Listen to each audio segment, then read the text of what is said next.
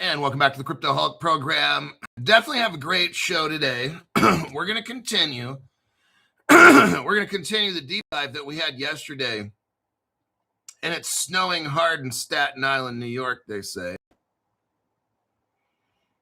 So I heard the northern part of Florida got about half a foot of snow. Just kidding. It's snowing in Miami right now. Yeah.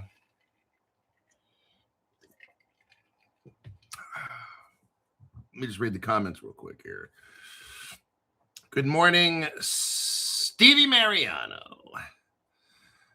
Ready to go 5 inches of snow in my area. You mean 5 foot or 5 inches? Because if you got 2 hash marks, that means inches. That's still a good amount of snow.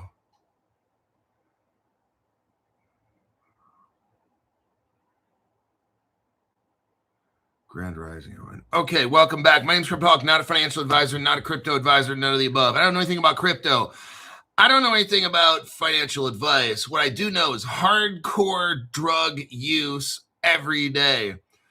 I've stayed constantly high for 5.5 years on this program. Heroin, cocaine, methamphetamine, LSD, opium, Demerol, date rape drugs, you name it, ecstasy, like everything. I put it in a big old thing and smoke it, knead it, and inject it, whatever you can imagine. So any kind of financial advice you've ever gotten or thought you'd gotten on this show, there you go. We're getting 8 to 12 inches of snow. Dear God. The biggest liar on YouTube. I got photoshopped articles, all of it. 74 and sunny and breezy here in Southwest Florida. Whoa, how nice.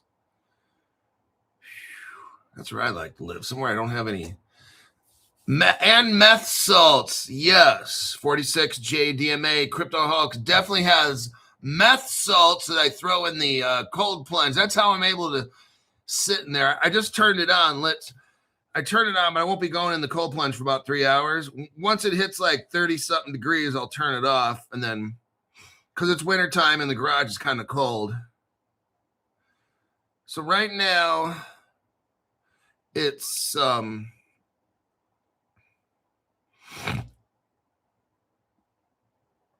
showing 38 in there. Hold on a minute.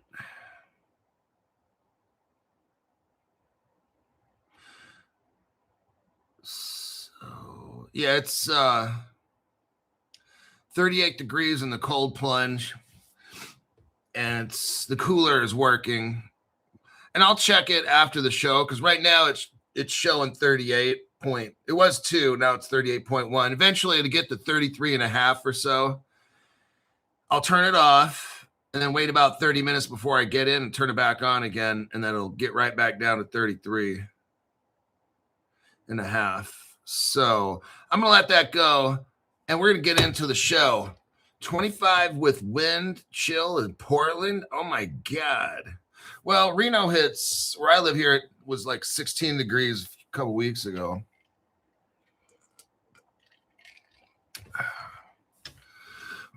Bone chilling. I hope we don't get shut down. Crypto Hulk's right over the target. Speaking of target, let's go back to the deep dive. Where are we at?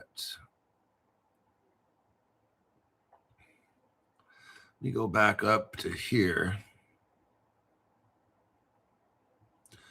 Summary of Vencor. Okay, so Vencor. So what we got, for those people that didn't quite watch the first episode, part 1, I can't really summarize it because there's a ton of information.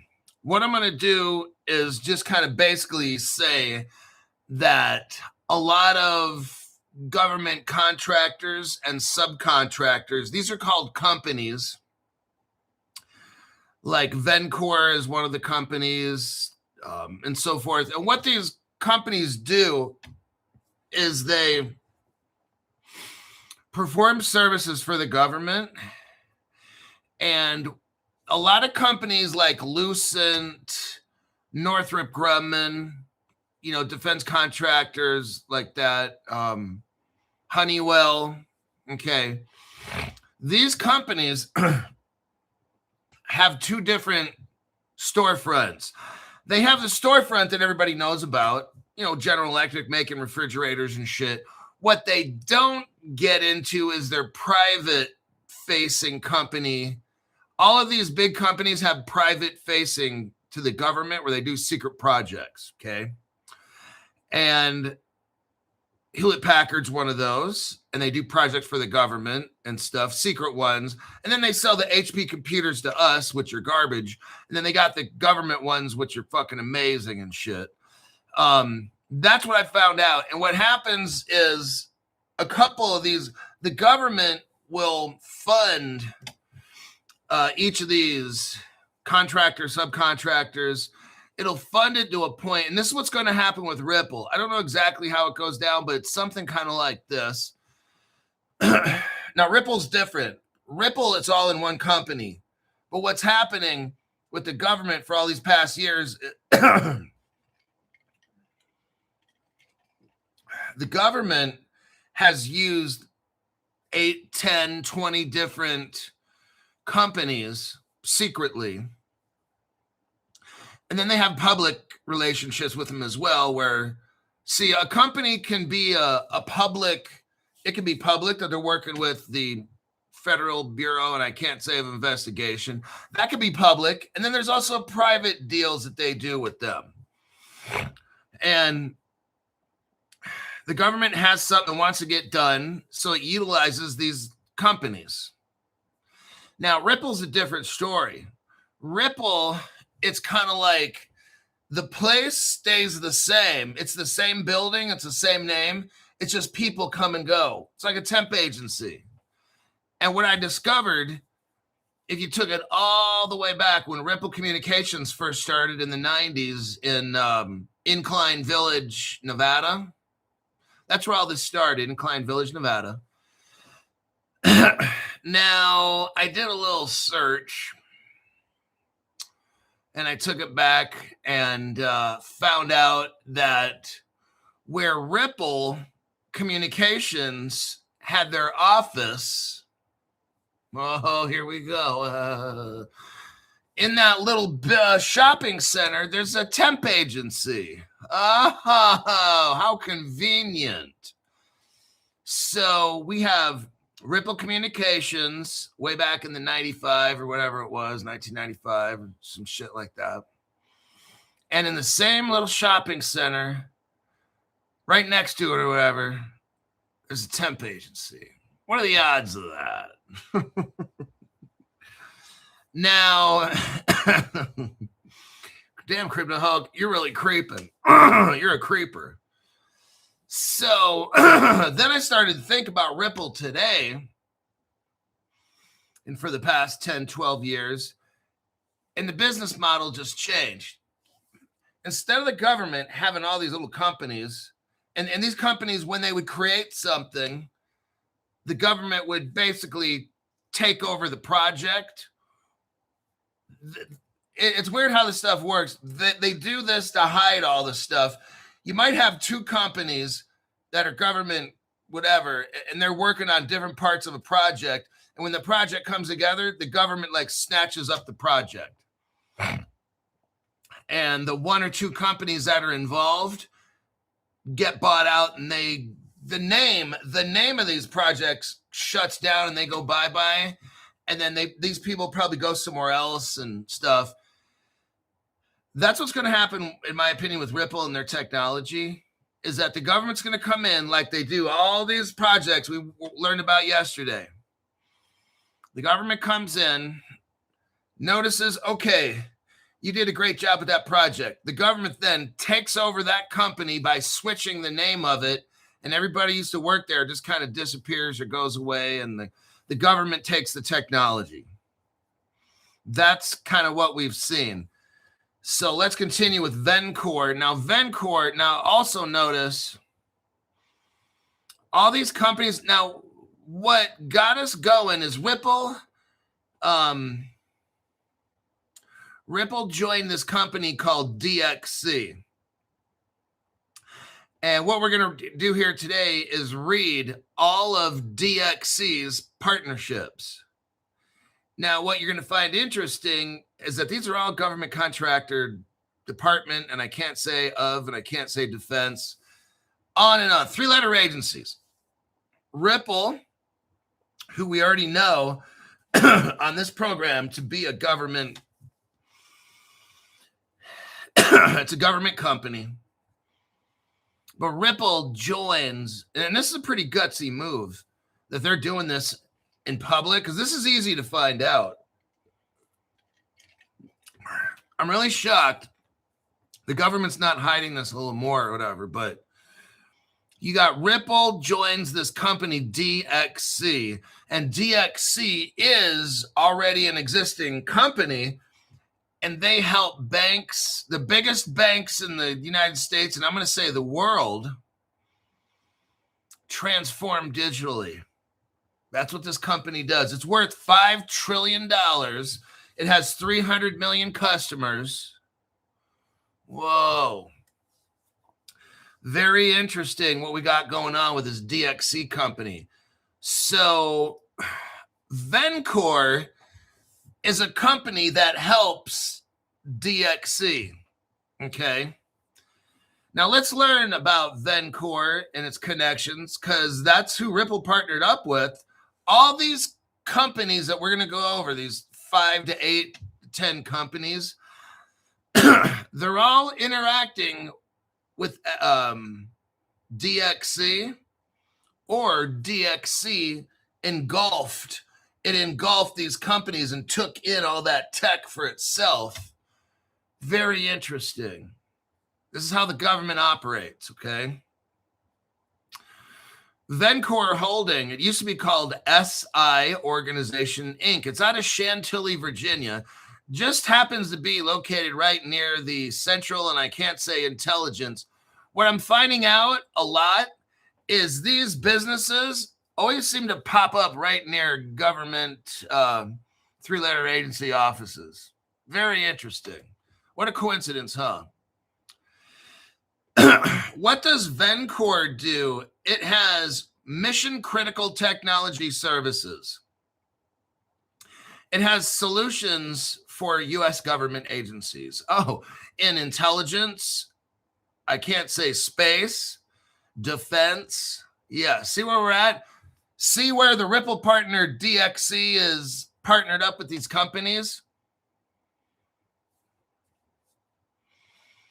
Now, Vencor came out of a company, you might have heard it, Lockheed Martin Enterprise Technology. It's the Enterprise Integration Group. So you have Lockheed Martin, makes shit that everybody knows, and then you have the Enterprise Integration Group. Oh, that's the secret portion of Lockheed nobody knows about, okay? Except, well, Crypto Hulk channel. That's not a big deal. So out of Lockheed Martin's Enterprise Integration Group, that's code for they help the 3-letter agencies. In 2010, there's a business that came out and they rebranded the name to Vencor. It's basically Lockheed Martin aerospace, sciencey, really sciencey kind of top secret stuff. It came out in 2014. But just about the same time, Ripple Singapore and shit hit the scene. Ripple Russia, 2014. Ripple China, 2014. All of this is just a coincidence. Let's keep going. It's starting to get good. Now, Vencor, the government agent company, they joined a business called Keypoint Government Solutions. And they formed a company called Perspecta. And that Perspecta got bought out by Peraton. Wow, all of a sudden, boom, boom, boom, like that. It switches and it's like a little snake. So now Peraton owns all that shit, including DXC. It integrates Vencor's operation into a larger defense and intelligence contractor. Oh my God. Now, Vencor originated as part of Lockheed Martin's Enterprise Integration Group, but it was sold. It was sold to the Veritas Group. This gets so confusing. In 2010. So Veritas Group bought up all this shit with Vencor. This Veritas Group, very, very interesting.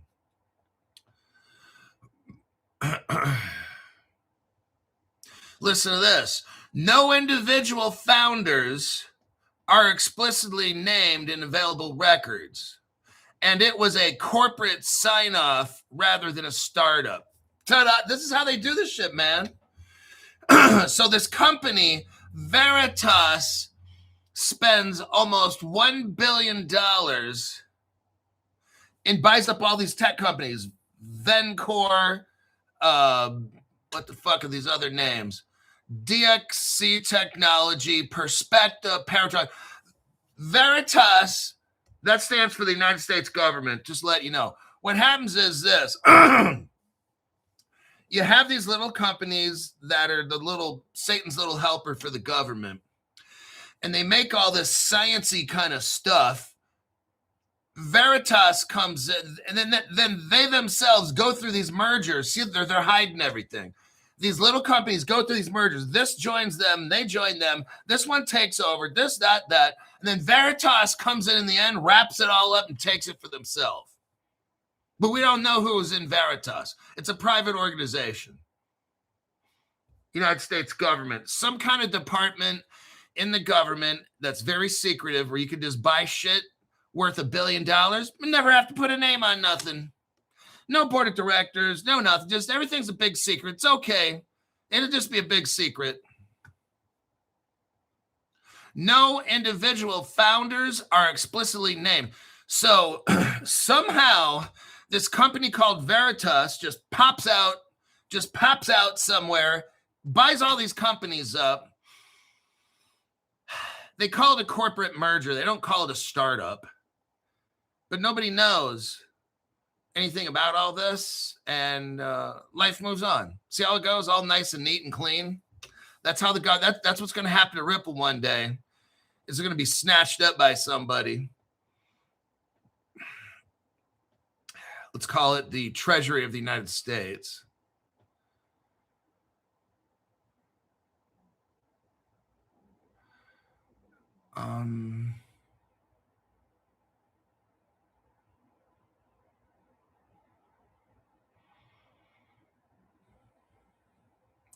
Vencor's focus was on government and defense technology, including data analytics, cybersecurity, and engineering for agencies like Department, and I can't say, of Defense and NASA.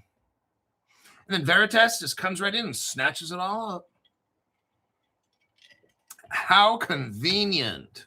Don't have to list anybody's names. Just do it all nice and secret.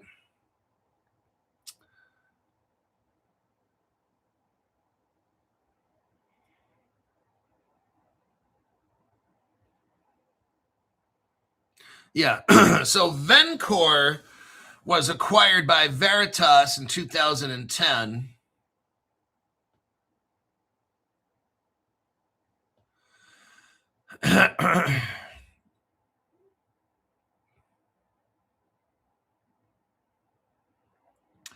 Vencor's partners is who we're talking about today, which is Ripple Partner DXC. United States Army, again, the National Geospatial Intelligence Agency. What? That's a DARPA? What? See where these are all Ripple's partners. The DXC technology companies mixed up with Vencor is mixed up with all these government agencies right here. Now, what is Key Point? That Key Point's out of Loveland, Colorado. Now, somebody said yesterday there's like some kind of NORAD office there. Fort Collins Army Base or something. See what I mean? Key Point Government Solutions is a Loveland, Colorado-based company founded in 2003. They specialize in investigative and risk mitigation services for the U.S. government, including background investigation, security clearance, employment screening, Customs and Border Patrol, Department, and I can't say of Defense. Key Point merged with Vencor and DXC Technology. There's the Ripple partner right there. Then they formed all of these came together to form what we call Perspecta, which is a government service that was acquired by Peraton. Amazing. All these little companies all click up, and this one hooks up with that. Then those two and those three hook together. Then this one takes them, then that one takes them. Then Veritas comes in at the end. See what I'm talking about? And buys them all up. You got something going on. They're hiding something here. I don't think it takes a genius to figure this out. They're hiding something here on who owns what and who did what. And this is all that Ripple is partnering up with. These companies are using Ripple's technology to do what they do. And that's do a lot of hiding. We're playing hide and go seek, but guess what? They're never seeked. They're always hiding.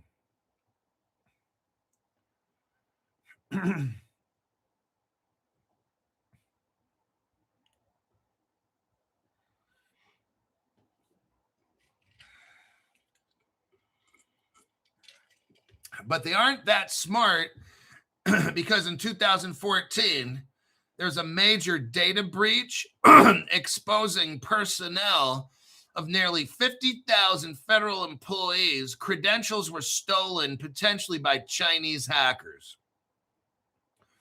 Wow. So they're doing all the secretive shit and then they let everybody's IDs get exposed. What a bunch of fucking morons.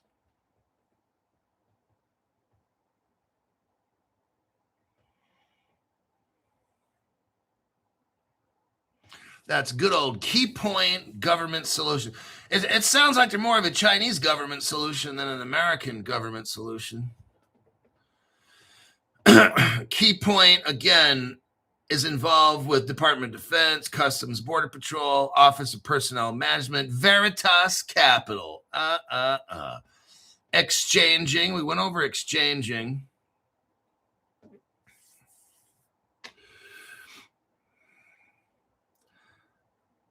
Summary of the SI organization, because that's the Chantilly. I'm going to briefly. Veritas is involved with the United States Army, DARPA. Oh, man. Department of Defense, GSA, Plasma One. Now, what is Perspecta? They're also out of Chantilly, Virginia. There is a three-way merger between Vencor, Key Point Government Services, and Perspecta.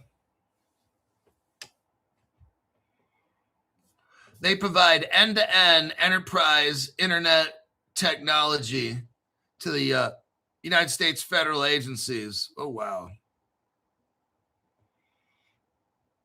Perspective focused on cybersecurity, cloud computing, digital transformation for defense.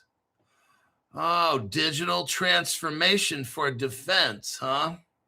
Intelligence sectors are involved with this. Veritas Capital announced its acquisition of Perspecta. So Veritas, again, comes in the end and swoops all of this up.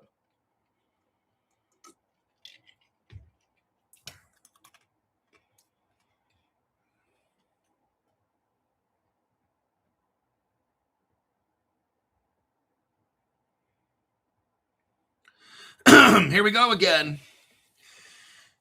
Perspecta Incorporated was not founded by individuals like a normal business, but it was formed through a corporate merger. Oh, of course. So now we get to hide everybody involved. See, that's how they do all this.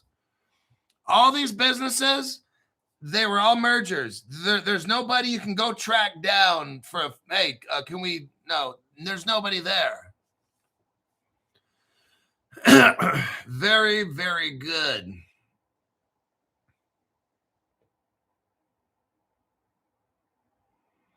But they're all tied into DXC technology. The people that are involved in these things, they all work for DXC. They used to work for DXC, on and on. They're all connected. They might work at this company today, tomorrow, next week, they're at some other company for a year, but they're all working for the same 3-letter agencies or something. Or maybe there's like 10 different 3-letter agencies. I don't know how all this comes together. I'm just showing you it's a big clusterfuck on purpose so that nobody can understand what the fuck's going on. Just how they want it.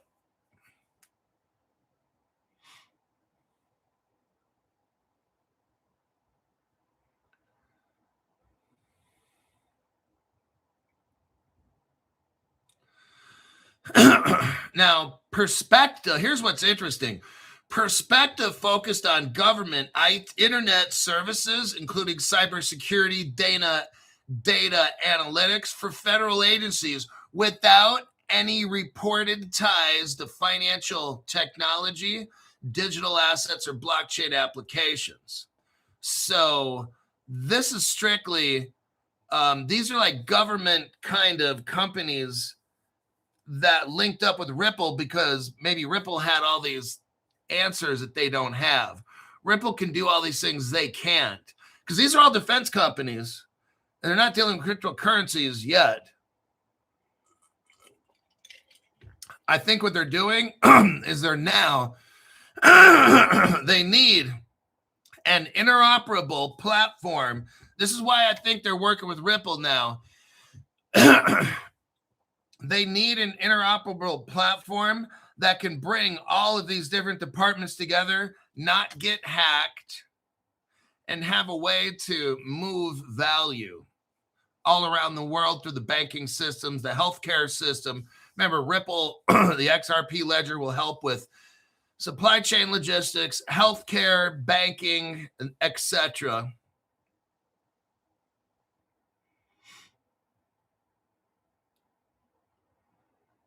And Perspecta, think about it. Perspecta is involved. They bought out and they work with like DXC, but Perspecta is involved with Department of, and I can't say defense, intelligence community, NASA, Department of Homeland, and I can't say security. This is all, and then Peraton buys all them out at Perspecta. And then Veritas comes in at the end and buys them all out too. For like $7 billion. Who the fuck's got that kind of money?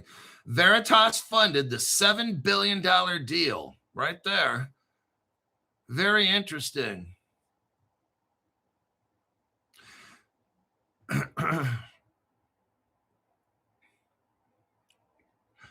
And this is where, yeah.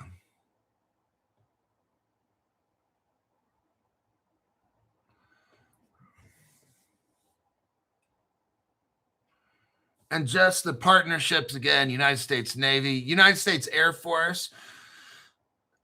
So Perspecta has Veritas, Nightpoint Systems, Next Gen ID, U.S. Navy, U.S. Air Force, Department of Defense, NASA, Homeland Security, Northrop Grumman. Now here's Peraton. It also, see, all these companies. This one comes out of Reston, Virginia, Reston, Virginia. The company's called Peraton, Peraton. It's a privately held American national security and technology company formed in 2017, a spinoff of L3 Harris. L, the number 3, Harris, all one word, L3 Harris Technologies. The reason I'm spelling shit out is I got people that watch the show that like to deep dive. So I can only do so much of the deep dive due to time.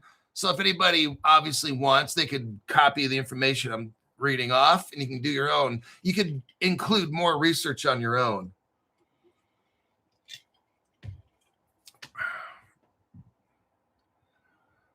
And again, Peraton has grown through strategic mergers and acquisitions. So that's how these companies get bigger. They do it all secretly through like mergers and stuff. I don't understand how all they do all this stuff, but I'm just reading to you what they do. And again, DXC technology is all up in this whole time. Northrop Grumman, space, intelligence, cyber, defense, homeland security. It all.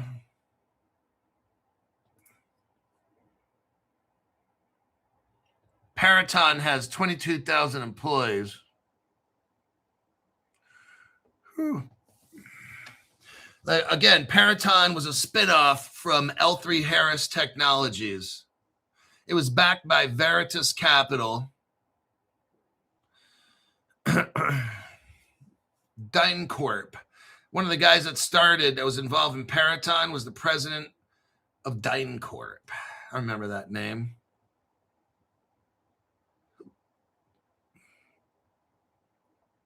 Okay, now why is Peraton important? Here we go. Here's the $1 million thing. Peraton, here we go. Peraton has heritage involvement in blockchain.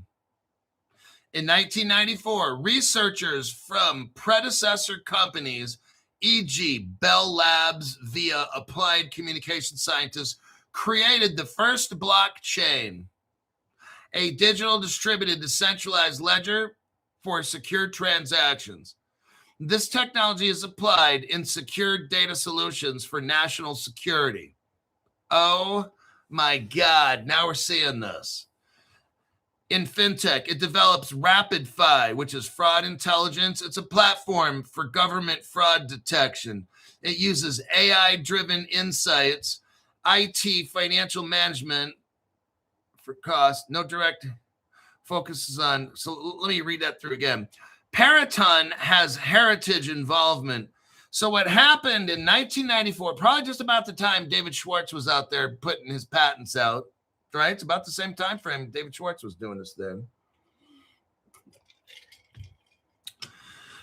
Peraton has heritage involvement. So that means Peraton's, the companies that eventually became Peraton, and they're giving an example, Bell Labs and Applied Communication.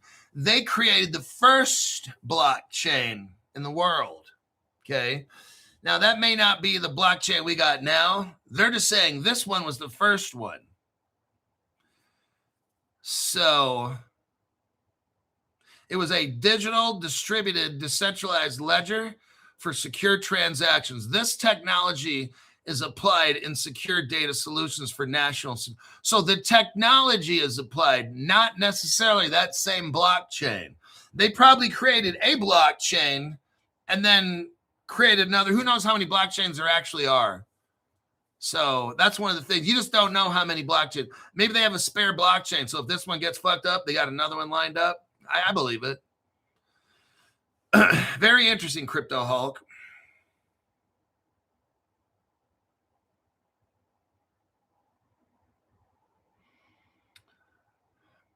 Peraton is heavily involved in government, with nearly all revenue from that company that makes its money has federal contracts. Department of Defense, Federal Aviation Authority, USFK, whatever that is, the Pentagon, oh God, NGA, Department, I can't say of Homeland or Security, and something called STRAT, STRT, and then COM, all one words. Stratcom. Whoa.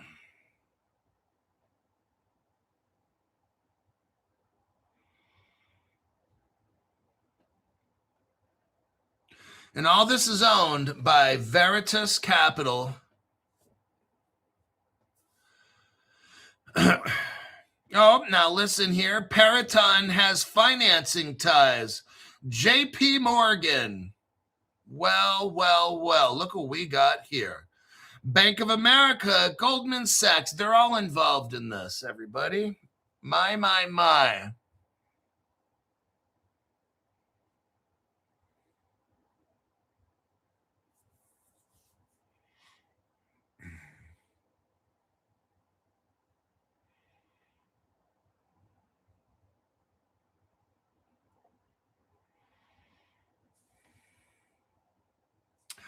Peraton is partnered with Amazon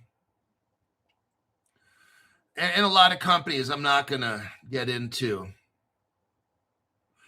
Veritas Capital is a New York-based private equity firm founded in 1992. Right at the end of Ronald Reagan, when Ronald Reagan was done being president, that's like when George Bush took over. Now Bush, remember, he was in charge of the central, and I can't say intelligence, and I can't say agency. So when Reagan was 1980 to 1988, my bad. This was formed in 92. So Bush, George Bush Sr., was the head of the central, and I can't say intelligence, and I can't say agency. Just putting that out there.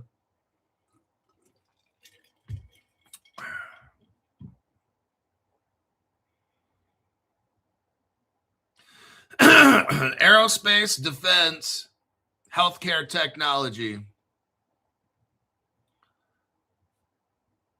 Veritas employs more than 140 people. Oh, it gets smaller up there at the top, doesn't it? It has 250 investments.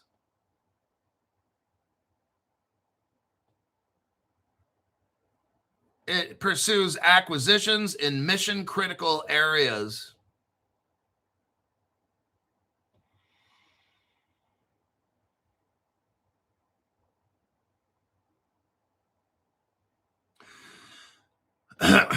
The guy that started Veritas Capital died in 2012.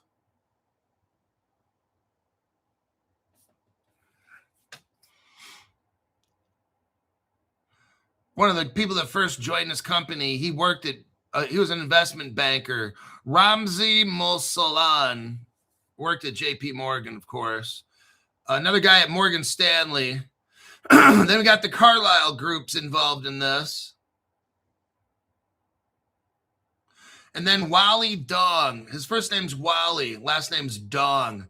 He used to be an investment banker at Goldman Sachs. So these are like the people that kind of started in the early days of this Veritas Capital. They're all bankers. Goldman Sachs, the top banks in the world. Temasek is involved. That's a Ripple partner right there.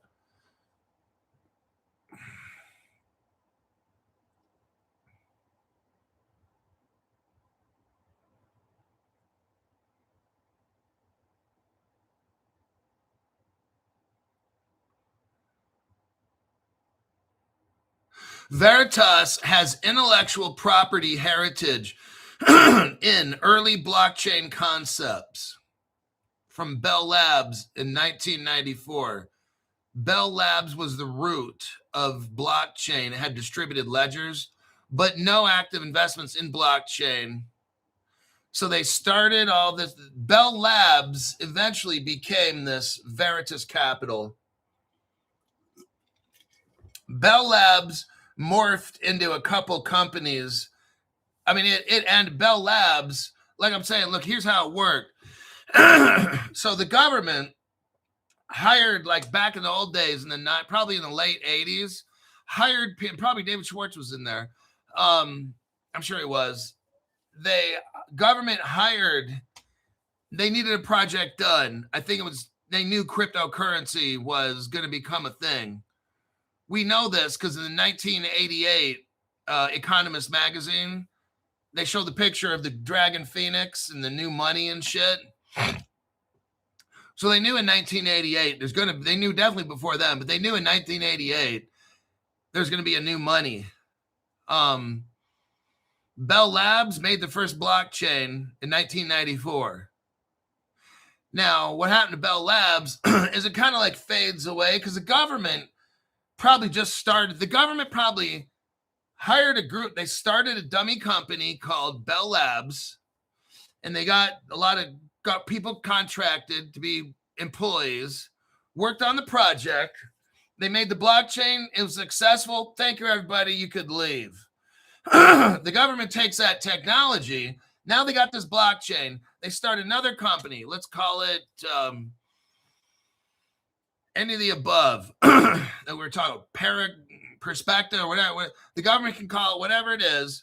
and they work on the project, get to a certain point, and then they're successful. Okay, everybody, thank you very much. You're private contractors. You can go.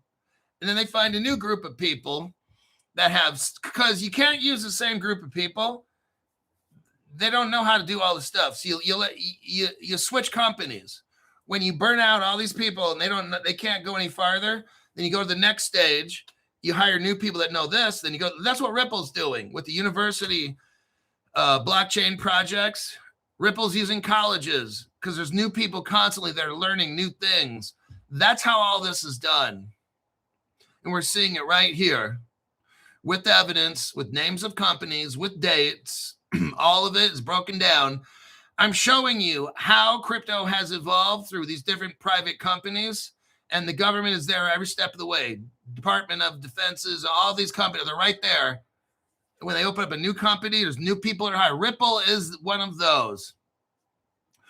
Ripple is that company where it's interesting because instead of, like, Ripple's one of those companies where it'll constantly have people coming and going because they're working on new avenues. That's how all this goes. And eventually, in my opinion, the Ripple technology will be taken like the government always does. It takes it, says, okay, bye, everybody. And then they take that and they go on to the next. Maybe the Treasury takes this when it's all done. Maybe this is a project they've been working on for 40, 50 years. You know, this is what it looks like to me. Like Bell Labs back in 1994 made the, they made the first blockchain, right? And then the internet comes out in 97. That's 3 years later. And then it wasn't until 2014 that Ripple came out with the Interledger protocol, and they plugged it in the internet in 2014. What did that allow? Blockchain usage to be a payment system for the whole world. So very interesting, all these things. Where are we at as far as time? We got 20 minutes. Let me read some comments here. Bought Rise yesterday and immediately takes a dive. Well, you're looking at daily stuff. That's not even, I wouldn't even, look, you guys, let's grow up. I'm speaking to everybody. Why we talk about what happens on a day-to-day basis with crypto, that you don't even understand. Like, I don't even talk about the crypto market right now is all based on speculation. It's gambling. So who gives a fuck? You buy something today, it goes up $5. So what? You know why? Because tomorrow it's going to go down $10. I mean, I don't even talk about crypto. I bought it today or last week or whatever. It doesn't mean anything. That's a no comment comment. That I won't even bring that up in this show because that's what other channels talk about. You know who they are. The guys like come on in and all that. I'm going to back the truck up and all this dumb shit. Well, we got the XRP. It's up 3% on a 24-hour. Dude, that's so fucking stupid. That fucking asshat's reading off every day crypto prices in a market where there's dark pools. There's all these special deals that are made. Nobody knows. I don't even fucking care. What we do on this show, for these people that are brand new, what we do on this show is we look at facts, and I invest due to real world use case for the future, whenever that is. I don't care. My crypto, I spent $3,000 on this one crypto, and it's down at 1,000 right now. I don't fucking care. I don't even talk about it. It means nothing at all. What do I care about? What I'm going over today. I'm showing you how all this has started. If you look at, like, stop and just think about what we're talking about today. And that's how all of the crypto we're talking about now is hidden. It was created by government agencies. That's all we're talking about right now. Who gives a fuck about what you bought a crypto yesterday and today's the price is down? So fucking what? I wouldn't even bring that up. That's the dumbest fucking shit to talk about. What we're talking about is how all these government secret agencies have created the crypto companies we have to. This is all being done in secret. That's fascinating. What the fuck do I care about if you bought a crypto yesterday and it went down in price? Who the fuck cares about that shit? That's like broke mentality. The real comment is, damn, all those 3-letter agencies? Yes, this is where we're at. This thing's a big old secret that these other channels, that go on another channel that talk about price all day, that's where you leave that kind of a comment.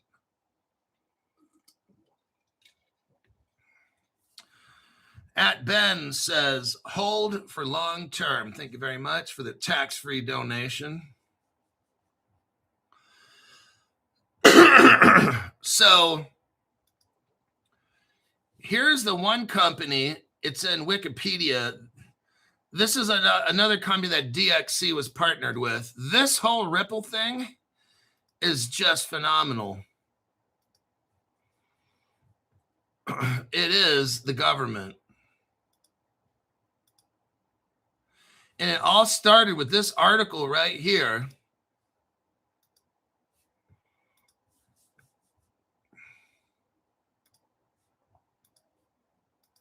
These other channels have no idea what we're doing, what we're talking about. They don't even deep dive shit.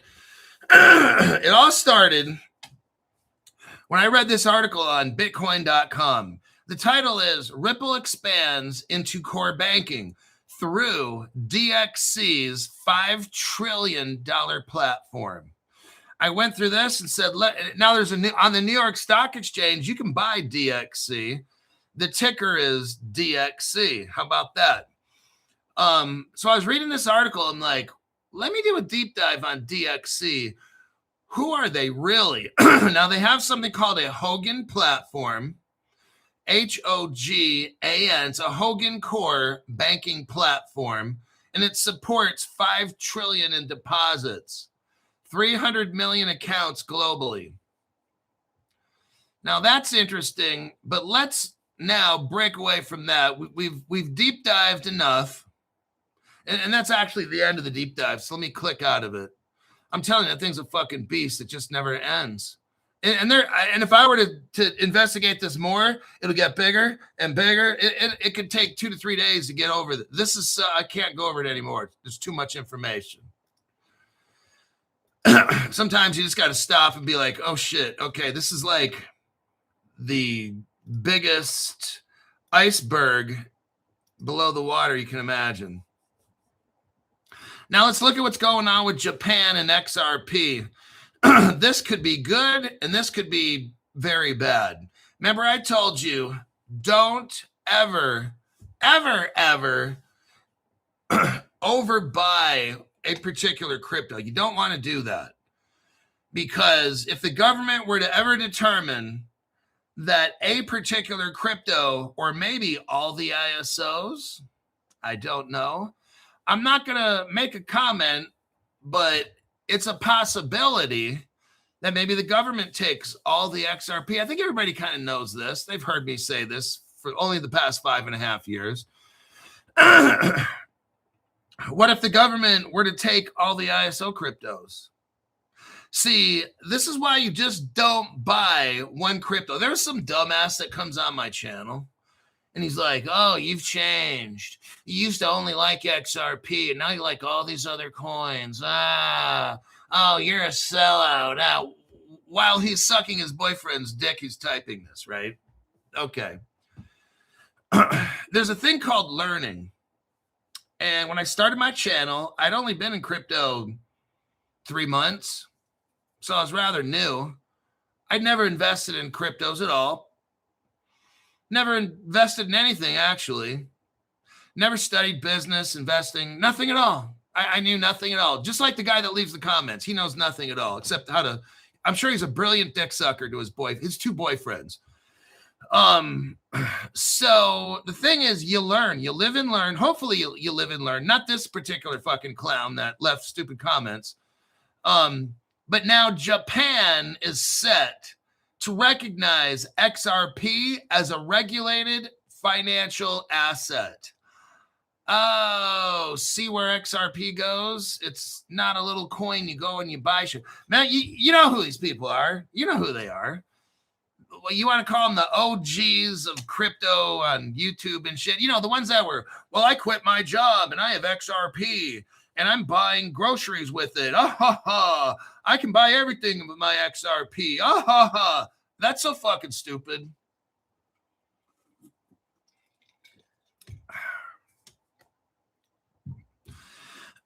Japan, the government, massive Ripple partner. The first Ripple ATM was in Japan. I showed you that one.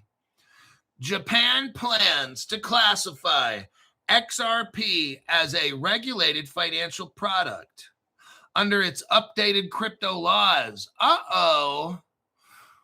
Now, these same dumb motherfuckers that are bragging about their XRP, this one guy, I won't mention his name, but he's the one that's like, well, I'm not a financial advisor. This guy only has XRP, nothing else. And I'm like, what? He actually admitted online, I was listening to him. This is like 6 months or a year ago. He's like, yeah, my only positions really now is XRP. And I'm just like, what? And he's still buying. Like, I stopped buying XRP in May of 2020. That's the last time I bought XRP. When it was like 29 cents or something, right? Because when it's cheap, that's when I took a loan. I was telling the $500 membership people, I was talking to this guy the other day. He was brand new. He just joined the $500 group, but I'm like, look, you need to get all your crypto right away.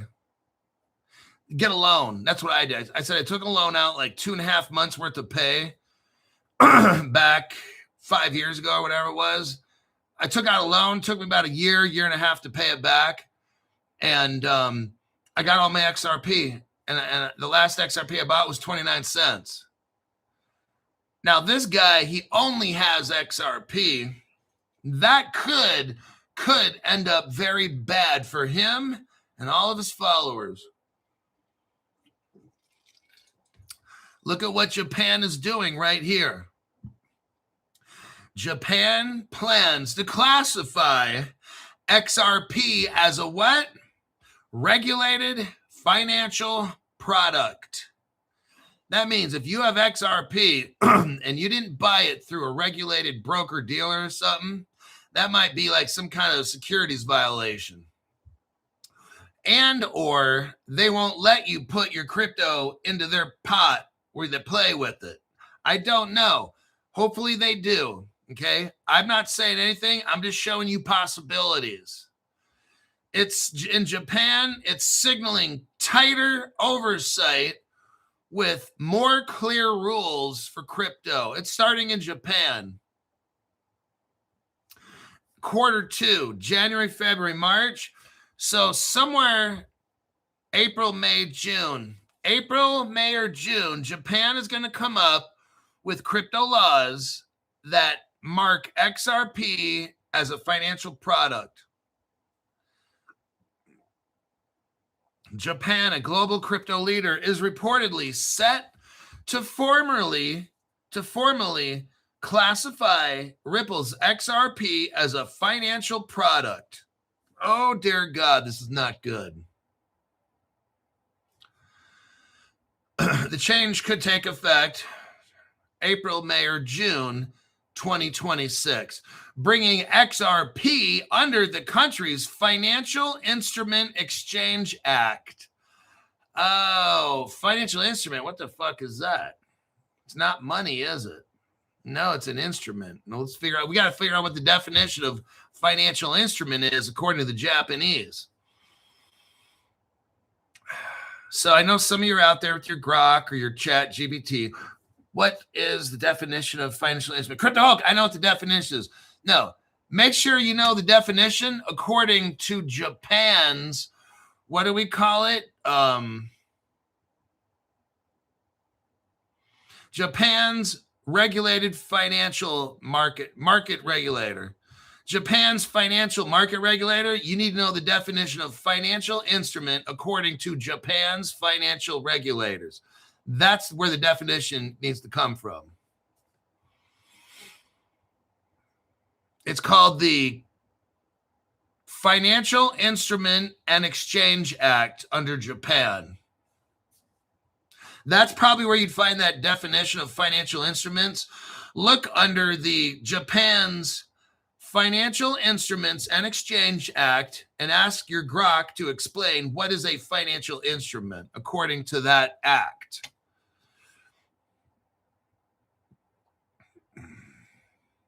It's going to, listen, reclassify. Japan's going to reclassify cryptos as financial instruments under the Financial Instruments and Exchange Act.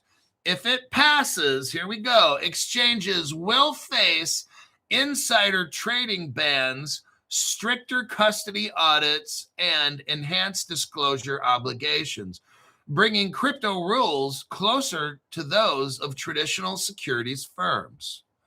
Oh, so XRP might be a security. Oh, Gary Gensler was right then, wasn't he? Gary Gensler knew everything that's going on. All this was a 4-year stall tactic. I told you it was a fake trial. For 4 fucking years. I was just saying the whole time, fake trial. There's no need to have John Deaton or Jeremy Hogan. Can you please come on the show and help us understand this court case?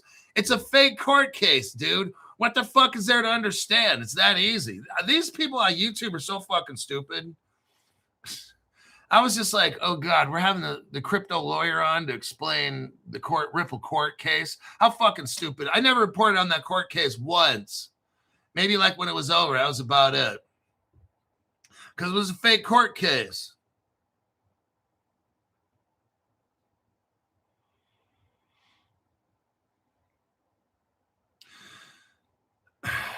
If Japan classifies XRP as a financial product under the FIEA, it could set a landmark precedent for other cryptocurrencies navigating the country's strict regulatory landscape. Uh-oh. What do we got here, everybody? While most digital assets are currently regulated as crypto assets under the Payment Services Act, this move would impose tighter oversight. Oh, that means more government control over the XRP, everybody. Uh-oh. This proactive approach gives the market time to adapt to evolving compliance standards, while major Japanese banks accelerate adoption of the XRP ledger, signaling growing institutional support.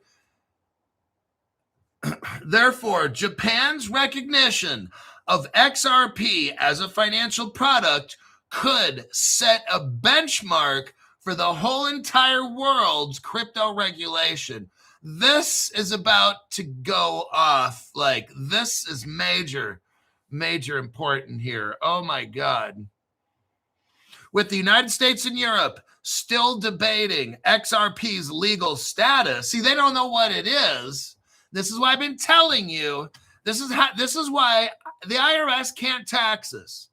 Now, I know Kraken's trying to collect everybody's information for tax, all these exchanges and stuff. They don't even have crypto laws. They don't even know what this shit is. How the fuck? I've been telling you this. I'm the only one who's been telling you this 5.5 years. There's nothing in the United States Code as far as definitions of what crypto is. Am I correct? I'm correct. It's got to be in the United States Code or it doesn't exist. You know what it is if it's not in the United States Code? IRS guidelines, IRS rules. Office of the Comptroller and the Currency, they can't tell you what crypto is. They can't tell you. Who can? Who can tell you? Congress, by passing what? Laws and definitions. And then after they pass it, guess what? They put it into what? What does Congress put? Everything that's ratified, like bills that are passed, laws that are passed, where do they go? Into the United States Code. So how is a government agency going to tax a crypto when they don't even know what it is? Do you see how illegal that is? And then something no other channels talk about. United States Code 18 United States Code section 242. What is that section 242? Anybody that is in any capacity or believed to be in any capacity, a government official in any capacity that stops you from doing something that is legally allowed. So right now, crypto is legally allowed for you to buy it, sell it, use it, because we have no laws. So any government agency that either taxes you or whatever, that's a violation of 18 United States Code section 242. Very simple. How do we know? Because with the United States still debating XRPs, there's no need to debate. If you have a law, let me tell you something. Very common sense that you do not hear on any channel except Crypto Hulk. I used to work at the Department of Justice. That's why. These other channels, they've not worked at the Department of Justice. At the state level, I worked at the Office of the Courts.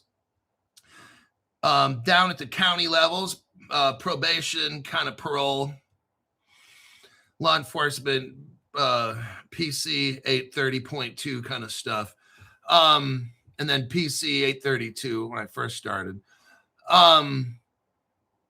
If the United States is debating XRP's legal status, there's nothing to debate if you already have laws. See what I mean? The law should explain what something is and the penalties if you do it, That's what a law does. If you're still debating XRP's legal status, that means you don't have crypto laws, which means you can't tax it. You don't even know what it is. How can you order an exchange to report people who are buying what crypto? That's illegal. Because something that does not exist in the law, you're now requiring a business to report all these people and what they're buying with these cryptos. The government can't even tell you what it is. And then they want to tax you on it and make you report. That's a violation of 18 United States Code, section 242. Very simply right there. This is what's shocking. Not one lawyer is even going to pursue a case against any government agency for this. That's embarrassing.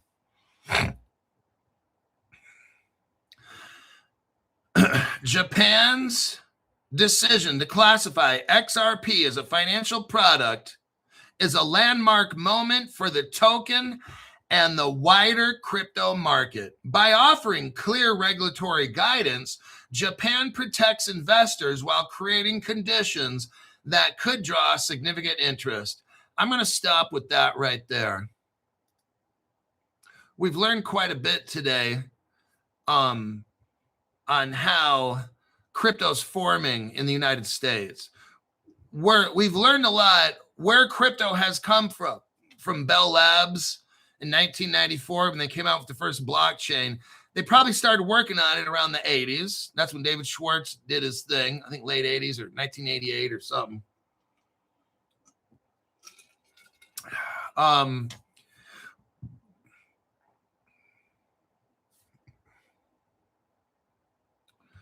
But what we've seen is how these early companies formed the first blockchain, Bell Labs, which became all these computer science company and the Paraton and the Vencor and all that and the Veritas Capital, which is DXC's partnered in with all this.